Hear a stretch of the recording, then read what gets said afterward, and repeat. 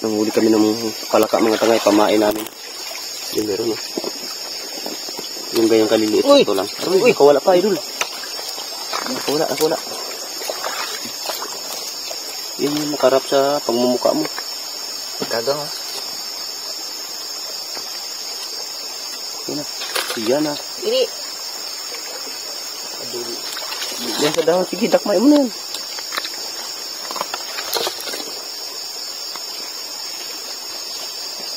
Yung bite size lang na palaka.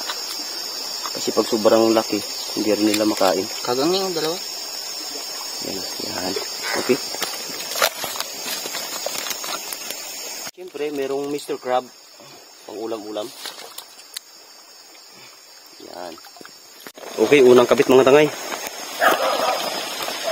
Sana makauli. Kaganda po ang kasama ko. Wow. Uy, nagpakyut pa ang buo. Unang kabit. Sakto-sakto lang yung ano ng palaka. Ang laki niya. Kasi nakaraan mga tangay, nagkawil din kami. Pero yung pain namin yung malalaki. Palaka mga tangay. Yung tawag yan sa amin, manwit. Yan yung kinakain na palaka. Dakmain mo, idol. Yun. Ihampas mo. Baka makawala. Uy, makawala nga. Okay, medyo marami-rami na po ang aming nahuli.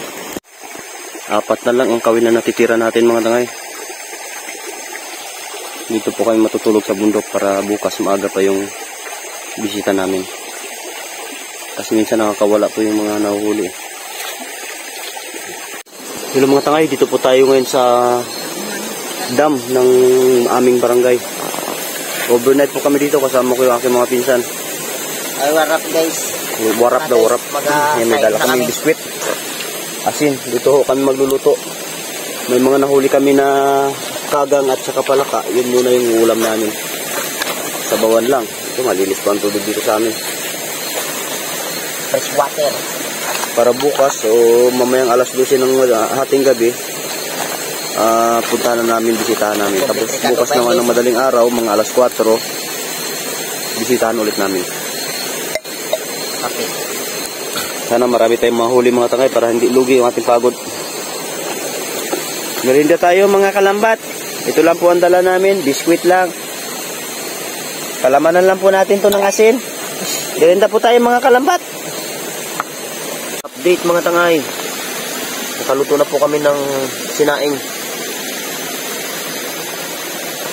Yan, nakaprepare na rin yung lulutuin namin na pang-ulam namin. Ito po ang mga nahuli namin mga kalambat. May mga palaka at saka kalaw. Mabuhay ang kalaw. Ano? Diba sa atin sa fresh water guys. Ay.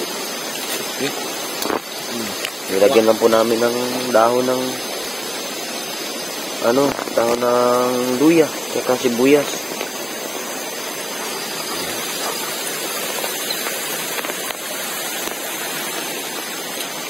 Aming ulam. Kain po tayo mga tangay. Meron tayong sinabawan na kagang yung tawag sa amin. Sobrang taba Ang punta. Grabing taba. Tapos nagdala yung kapatid ko ng buttered shrimp at ulo ng hipon. At syempre may pampainit ng kaunti. Ang daming sinaing. Ayan, dumating. Bali 5 na po kami dito lahat. Ayan. Maganda. Pinakapangit na kasama namin.